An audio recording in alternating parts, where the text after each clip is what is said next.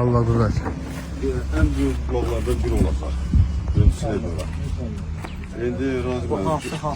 Deməli, burada bizim bu rejutkamız da var. Sonra şəkillərimiz var. Buradan şəkillər koyuyoruz.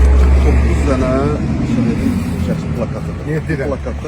Koçavanın Murzalı da var. Koçavan da var. 9 şəhidin, 9 şəhidin bulası. Bəli. Murzalı kəndi 1-ci Qarabağ müharibəsində ən çox şəhid verən kənd olub da. Ona görə də bu Ləngədi biraz gec oldu. Ancaq ustalar da sağ olsunlar, təmənnasız işləyirlər. Allah köməklər olsun. Allah qüvvət versin, Allah köməyiniz olsun ki, təmənnasız belə şəhid bulağını tikirsin. Hoş gəlmisiniz. Salam verin. Hamısı siz gəlin. Salam.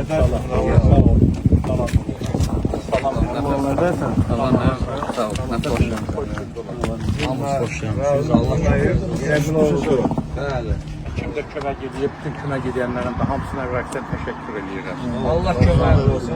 Yəni 25 il, 30 il keçməyinə baxmayaraq sizin sayınızca təzə nümayəndələr, Bələdiyyə icra nümayəndəsi sayəsində bunlar hamısı irəliləyiş oldu. Yəni hörmətə mindirildi. Yəni dövlətimiz tərəfdən həmişə qiymətləndirilir. Ondan nə qədər olmayan kəndin də ürəyi açılır. Kəndin ürəyi açılır, təbii ki.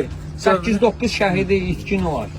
Razı bunun evdə İmişli rayonunda həqiqətən ki, yek bir insandır ki, Allah hər ömür yerdə versin. öz sözünü Fəxrimizdir böyle, fəxrimizdir. Vallahi. Sağ olasınız, var olasınız. Allah köməyiniz olsun. Şəhidlərimiz elə var, biri Oğan qardaşıdır, biri Oğan qardaşıdır, biri Oğan əmsi oğludur, biri mənim qardaşımdır. Hamımız burada fəaliyyət göstəririk.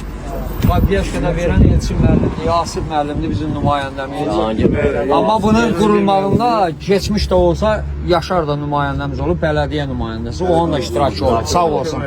Başa vurmasında, tikilişində, Cahangir quruluşunda. müəllimin də böyük əməyi var. Bəli.